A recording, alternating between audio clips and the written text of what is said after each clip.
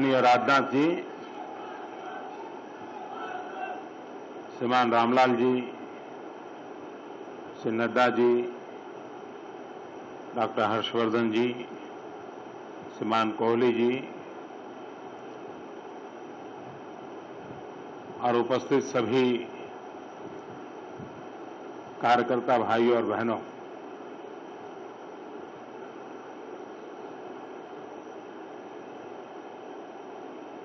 जब अटल जी पहली बार प्रधानमंत्री बने थे तो मैं उनके पास गया था ये प्रार्थना करने के लिए कि अटल जी आप 11 अशोका रोड पर आइए। तो जैसा उनका कार्यशैली थी वो काफी देर तक मेरे सामने देखते रह गए। तो बोले क्या जरूरत है? तो मैंने कहा था अटल जी तो 11 अशोका रोड पर बहुत बार आए हैं, लेकिन भारतीय जनता पार्टी का प्रधानमंत्री पहली बार आएगा।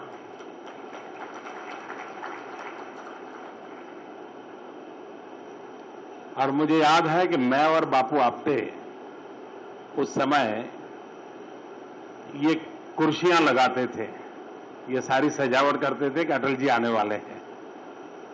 बाहर मालाएं बालाएं बांध रहे थे। कुछ कार्यकर्ता के हमारे जो कार्यकर्ता आज भी हैं, पुरानी टीम, तो हम लोग एक उत्सव मनाने के मूड में थे उस दिन। और एक अलग ही माहौल था उस दिन, क्योंकि हम लोगों के लिए अपनी पार्टी का प्रधानमंत्री और वो अपने कार्यालय पे आए। उस समय मैं व्यवस्था देखता था और मैं कल्पना नहीं कर सकता हूं कि आज आप सब मुझे ये सम्मान दे रहे हैं। जैसे नड्डा जी बता रहे थे, मैं यही कार्यालय में रहता था, एक छोटे से कमरे में, और कई वर्षों तक यहां कार्यालय के साथियों के साथ काम करने का सौभाग्य मिला है।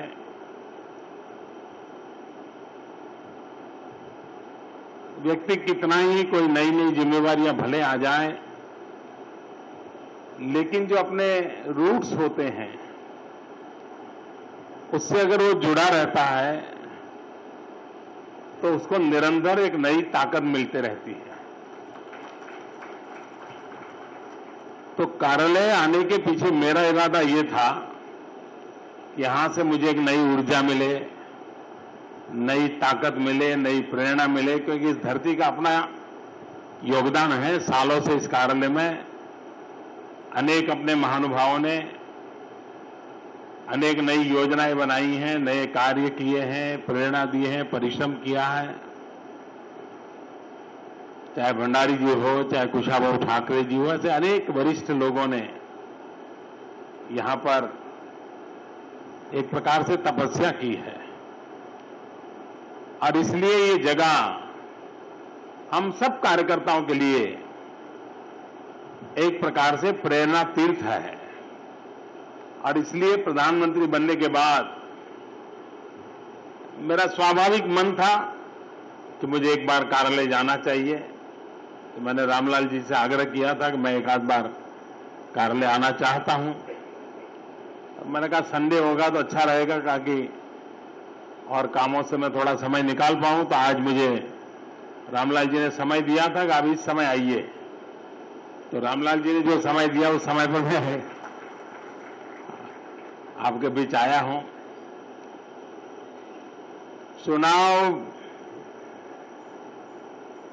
के समय हर एक के पास इतना काम होता है, इतनी विविधताओं से भरे हुए काम रहते हैं कि एक बिल्डिंग में भी दो लोग आराम से एक दूसरे को मिल नहीं पाते हैं, सुख दुख पूछ नहीं पाते। एक ही बिल्डिंग में काम करते हैं लेकिन हफ्ते भर मिल नहीं पाते, इतना काम रहता है।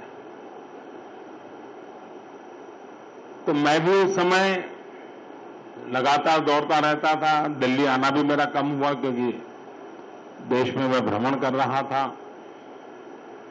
जो मुख्य टीम थी चुनाव व्यवस्थापन देखती थी, उनका भी बड़ा आग्रह था, एक आध बार हम लोग सब मिलना चाहते थे। मैंने उनको कहा था कि आप मिलने के लिए मत आइए, मैं खुद आऊंगा। तो इसलिए भी मैं आज उस समय जो टीम थी जिसने पूरे चुनाव संचालन किया था, उन सबको भी मैं अभिवादन करता हूं, क्योंकि बहुत ही अच्छे ढंग से, अब हम लोगों का स्वभाव जरा कम रहता है, हम ज्यादा हिस्ट्री कॉन्शियस नहीं है, इसलिए पूरा कैंपेन कैसे चला, कितने प्रकार की योजनाएं बनी, कैसे कैसे मोड़ आए, किस प्रकार से उस स्थितियों में सब ऊपर उठे, बहुत सी बातें होती हैं। मैं नहीं जानता हूं कौन इस पर कोई किताब लिखेगा कि नहीं लिखेगा, लेकिन दुनिया में छोटे छोटे देशों के भी चुनाव अभियान पर किताबें छपती है। एक किताब तो बड़ी प्रसिद्ध हुई थी जब यूके में टॉनी ब्लेयर पहली बार जीत करके आए थे, और एक किताब निकली थी स्पिन डॉक्टर। तो चुनाव में किस प्रकार से रणनीति बनाई और किस प्रकार से उन्होंने विजय प्राप्त किया, उसके सारा वर्णन उसमें है। न्यू लेबर करके भी एक और किताब निकली थी, जिन्होंने एक आइडियोलॉजिकली किस प्रकार से नया बदलाव लाया था। अमेरिका में भी जब ओबामा का पहला चुनाव हुआ तो उसको, क्योंकि उसका एक नया डायमेंशन था, टेक्नोलॉजी का भरपूर उपयोग हुआ था, सोशल मीडिया का भरपूर उपयोग हुआ था, उसकी भी विदेशों में बड़ी चर्चा हुई थी। लेकिन दुनिया में कहीं पर भी इतने बड़ी मात्रा में चुनाव कहीं होता नहीं है। अभी जब विदेश के महानुभावों से मेरी बातचीत होती है टेलीफोन पर, उनके बधाई के लिए उनके फोन आते हैं, और जब मैं उनको बताता हूं कि 550 मिलियन वोटर्स, तो उनको पल भर तो ऐसे ही उनको लगता है इतना बड़ा काम होता है देश में। तो अपने आप में हमारे यहां चुनाव का स्केल इतना बड़ा है, लेकिन उसको जिस रूप में विश्व के सामने प्रस्तुत करना चाहिए, न हमारा इलेक्शन कमीशन भी कर पाया है और न ही हम राजनीतिक दलों के रूप में भी कर पाए हैं। लेकिन कभी न कभी तो विश्व के सामने ये बात आनी चाहिए कि भारत में लोकतंत्र ये स्वभाव है, यहां के डीएनए में है, यहां की जेनेटिक सिस्टम में है। वरना गांव का गरीब से गरीब व्यक्ति, अनपढ़ व्यक्ति 44 डिग्री टेम्परेचर में खुले आसमान के नीचे आकर के राजनीतिक कार्यक्रम में कैसे हिस्सा ले सकता है? ये अपने आप में एक बहुत बड़ी बात है। लेकिन हमारे सोशल साइंटिस्टों ने उतनी मात्रा में शायद उसका अध्ययन नहीं किया है। अगर वो अध्ययन होता तो भारत का लोकतंत्र कितना, भारत के लोकतंत्र की ताकत की चर्चा ज्यादा से ज्यादा इमरजेंसी के बाद के चुनाव में जन सामान्य ने जो अपना वर्डिक्ट दिया उसके आसपास तो चर्चा होती है। लेकिन जिस प्रकार से हमारे यहां चुनावों में, राज्य कक्षा के चुनावों में बदलाव आते हैं, नेशनल लेवल पर बदलाव आते हैं, वो अपने आप में एक, वो सिर्फ अंक गणित का खेल नहीं है, कितने परसेंटेज और कितनी सीटें और किसकी सरकार। इसके सिवाय भी एक जन सामान्य के डेमोक्रेटिक मन की अभिव्यक्ति का एक बहुत बड़ा ये उत्सव है। उसको जिस रूप में दुनिया के सामने आना चाहिए वो अभी तक तो आता नहीं है, लेकिन आने वाले दिनों में शायद वो जरूर विश्व इसकी चर्चा भी करेगा और विश्व उससे बहुत कुछ पाएगा, ऐसा मेरा विश्वास बनता है। सामान्य मानवीय की सूझबूझ देखिए, अगर ये पूरे हिंदुस्तान में कश्मीर से कन्याकुमारी तक एक कॉमन थॉट प्रोसेस न होता, एक कॉमन स्ट्रांग अंडरकरंट न होता, तो क्लियर कट मेजॉरिटी का वर्डिक्ट नहीं मिलता। किसी एक आध राज्य में मिल जाए वो अलग बात है। ये बताता है कि भारत के लोगों ने शासन को कितनी बारीकाई से देखा है, कठिनाइयों का मूल कहां है उसको भली भांति समझा है, देश को आगे ले जाना है तो किस प्रकार की पॉलिटिकल स्टेबिलिटी चाहिए, उसकी समझ हिंदुस्तान के सामान्य मतदाता को है, उसका इसमें अभिव्यक्ति दिखाई देती है। ये अपने आप में सोशल साइंटिस्टों के लिए, पॉलिटिकल पंडितों के लिए, इलेक्टोरल एनालिसिस करने वालों के लिए एक बहुत बड़ा अहम काम है उनके सामने। और इसको अगर हमारे देश में तवज्जो दी जाए, यूनिवर्सिटीज आगे आए और इसका डॉक्यूमेंटेशन करके अगर दुनिया के सामने हम प्रस्तुत करें, तो ये अपने आप में एक बहुत बड़ी मिसाल, 21वीं सदी का इतना बड़े चुनाव का एक महत्वपूर्ण टर्निंग पॉइंट, इसकी पूरी 21वीं सदी पर क्या इंपैक्ट रहने वाला है, ये बहुत बड़ा संशोधन का विषय बनने वाला है। हम भी कार्यकर्ताओं को विजय अपने आप में एक बहुत बड़ी बात होती है, लेकिन इस विजय के साथ भारत के सामान्य मानवीय की लोकतंत्र के प्रति प्रतिबद्धता, ये हम जितना ज्यादा परकोलेट करेंगे उतना देश के भविष्य के लिए बहुत उपयुक्त होगा। बहुत बार हमारे देश में जब भी चुनावी चर्चा आए तो राजनीति के समीकरणों से ज्यादा जातीय समीकरणों की चर्चा रही है। ये पहला चुनाव ऐसा है कि सारे जातीय समीकरण, भौगोलिक समीकरण, परंपरागत समीकरण, सारों से ऊपर उठ करके देश के मतदाता ने अपना वर्डिक्ट दिया है। वो कौन सी प्रेरणा है, वो कौन सा इंस्पिरेशन है, वो कौन सी अपेक्षाएं हैं जो देश की जनता को उस बिंदु पर जोड़ रही है। और मैंने बहुत पहले अपने राष्ट्रीय परिषद में कहा था कि चुनाव एक आशा का चुनाव है, होप का चुनाव है, और ये नतीजे उस बात को ताकत दे रहे हैं कि हां, लोगों ने एक नई आशा के लिए इस सरकार को चुना है, एक अपनी आशा आकांक्षाओं की पूर्ति एक होप के साथ चुनाव में मतदान किया है।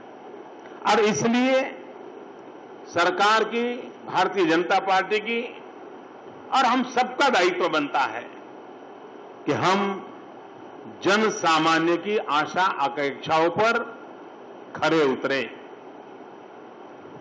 मेहनत करने में कोई कमी न छोड़ें और हमारे निर्णय सामान्य मानवीय को अगर ये भरोसा दे सकते हैं कि हां भाई, अच्छा करने की दिशा में निष्ठापूर्वक किया गया ये प्रयास है, तो ये देश कभी भी आपसे नाता नहीं तोड़ेगा, मैं आपको विश्वास दिलाता।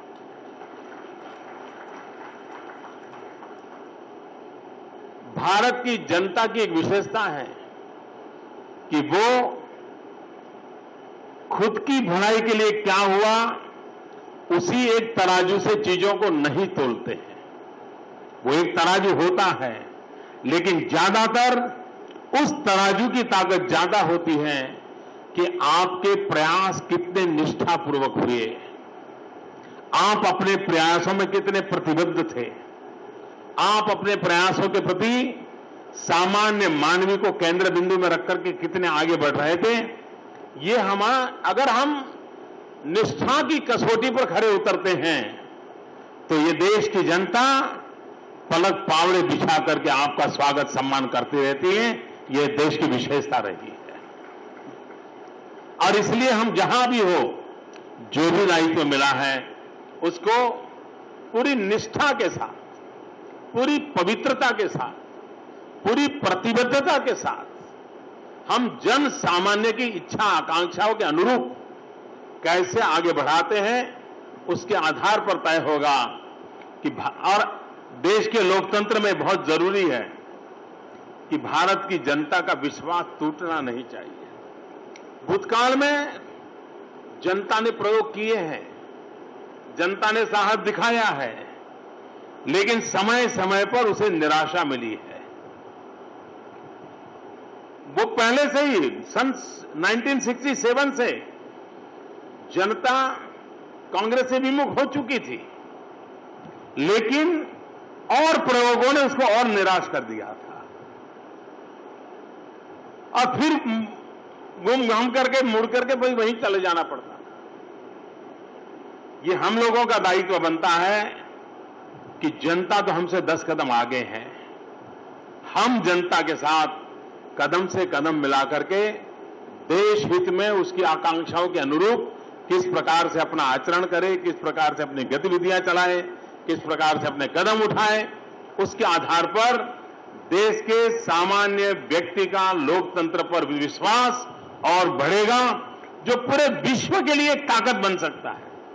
भारत जैसे इतने बड़े देश की लोकतांत्रिक ताकत का बढ़ना यानी विश्व पर इसका इन्फ्लुएंस होता है, विश्व पर इसका प्रभाव होता है। हमने कभी भारत के दायरे के बाद अपने आप को सोचा नहीं। हम बहुत बड़े देश हैं, हम बहुत पुराने देश हैं, हम बहुत बड़ी ताकत हैं। एक विश्व को अनुभूति हमें करानी होगी, और एक बार अनुभूति कराएंगे तो विश्व भी हमें अपने के साथ बराबरी का दर्जा देने से कभी भी कोताही नहीं बरतेगा, ये मेरा विश्वास है।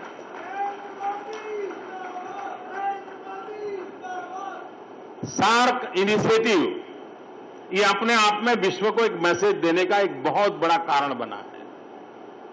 सारी दुनिया इस पर चर्चा कर रही है, अभी भी चर्चा कर रही है कि कैसे हुआ, क्या लगता है, क्या सब चर्चा कर रहे हैं।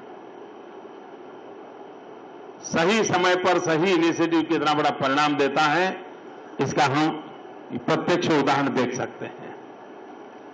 मैं आप सब कार्यकर्ताओं को अभिनंदन करता हूं कि आपने पूरे चुनाव के, और लंबा चुनाव होता है तो उसकी व्यवस्थाओं को सस्टेन करना अपने आप में बड़ा कठिन काम होता है, बहुत मुश्किल काम होता है। लेकिन उसके बावजूद भी, क्योंकि मैं यहीं रह करके चुनाव प्रबंधन करने वालों में से एक था, इसलिए मुझे मालूम है कि कितना मेहनत का काम होता है, और कार्यकर्ताओं की अपेक्षाएं इतनी होती है कि आप कितना ही करो, शाम पढ़ते पढ़ते तो आपको डांट पड़ती ही पड़ती है। कहीं कहीं से फोन आएगा, मैंने सुबह से कहा था मेरा काम क्यों नहीं हुआ, उसको भेजने के लिए मैंने कहा था क्यों नहीं हुआ, वो मैंने फैक्स मंगवाया था क्यों नहीं भेजा, उस नेता से बात करवाना चाहा था क्यों नहीं हुई।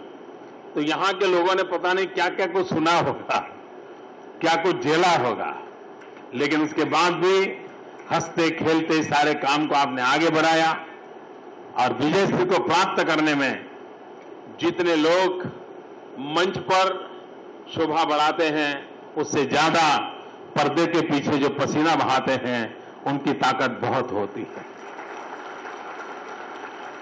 और ये वो लोग होते हैं जो कभी टीवी पर के स्क्रीन पर दिखाई नहीं देते, ये वो लोग होते हैं जिनको कभी माला पहनने का सौभाग्य नहीं मिलता, ये वो लोग होते हैं कभी अखबार की सुर्खियों में उनका नाम तब कभी छपता नहीं है।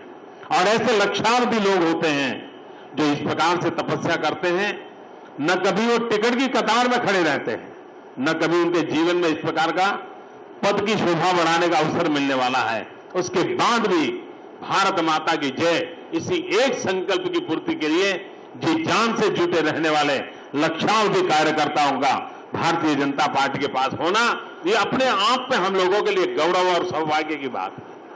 ऐसे कार्यकर्ताओं के परिश्रम के बदौलत ये विजय श्री प्राप्त होती है। मैं उन सभी कार्यकर्ताओं को हृदय से अभिनंदन करता हूं। इस चुनाव के कार्यकाल कई कार्यकर्ताओं ने अपने प्राण भी खोए हैं, रैलियों में कभी जाते आते हुआ, कभी व्यवस्थाओं में लगे होंगे, कोई अकस्मात में गए, लेकिन एक मंत्र के लेकर के काम कर रहे थे। जिन्होंने अपने प्राण गंवाए हैं, ऐसे सभी कार्यकर्ताओं के प्रति मैं आदरपूर्वक श्रद्धा भी अर्पण करता हूं, श्रद्धांजलि देता हूं उनके प्रति। उनके परिवारजनों को ईश्वर शक्ति दे, ये भी मैं प्रार्थना करता हूं। फिर एक बार आप सभी कार्यकर्ताओं को बहुत बहुत बधाई देता हूं, बहुत बहुत अभिनंदन करता हूं। ये ठीक है कि हम नरेंद्र मोदी के साथ 2 शब्द और जुड़ गए हैं, लेकिन उन 6 अक्षरों वाला शब्द जिसको लोग प्रधानमंत्री कहते हैं, 5 अक्षरों वाला शब्द, उससे ज्यादा 4 अक्षरों वाला शब्द ज्यादा ताकतवर है, और वो है कार्यकर्ता। और इसलिए ये कार्यकर्ता की बदौलत है, उन 4 अक्षरों की ताकत है कि जिसने इस 5 अक्षरों की शोभा बढ़ाई है। उन 4 अक्षरों के लिए कार्यकर्ता के रूप में जीने वाले, जूझने वाले, जीवन खपाने वाले उन्हीं की बदौलत है कि कभी 5 अक्षर पैदा होते हैं। उन सभी कार्यकर्ताओं को हृदय से अभिनंदन करता हूं। बहुत बहुत धन्यवाद। चाहे भंडारी जी हो, चाहे कुशाभाऊ ठाकरे जी हो, ऐसे अनेक वरिष्ठ लोगों ने यहां पर एक प्रकार से तपस्या की है।